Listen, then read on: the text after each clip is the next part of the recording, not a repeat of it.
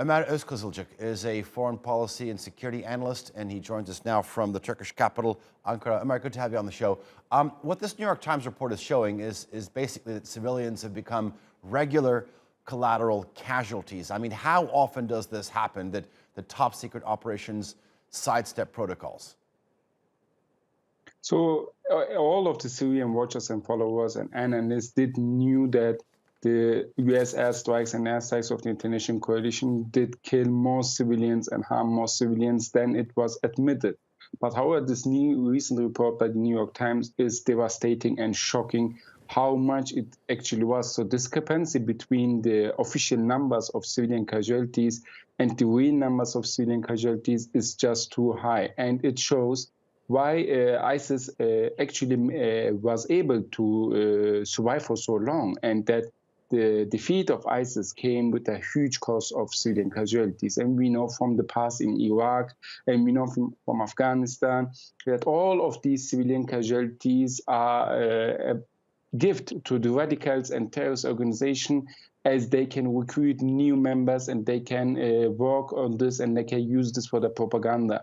We knew from the ISIS channels and propaganda networks about these civilian casualties, as they have repeatedly underlined it. But however, this report shows that there were systematic problems in the U.S. airstrike coordination and U.S. airstrikes. The first of which is, I think, the most important, that denying the casualties. We know from the report that most of the casualties the United States of America accepted and confirmed came only after journalists pointed them out to the U.S. military. The amount of civilian casualties admitted by the U.S. military directly from themselves is too low. Secondly, even if the U.S. military admitted that there were civilian casualties, they admitted a number which is way lower than the reality. So in a case where 10 civilians died, the U.S. military admitted only 2.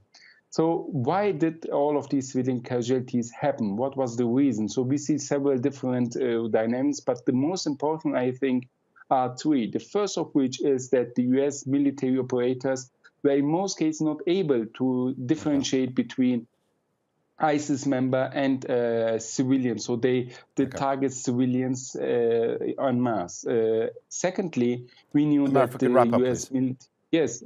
Okay. The second was that the U.S. military targeted sites without caring for civilian casualties, and the third, there were some generals who tried to avoid taking video footage from the attack site in order to not have evidence of civilian casualties. Omer, what we're seeing from the Pentagon is that the numerous pledges of accountability, but the reality is it's often led to impunity.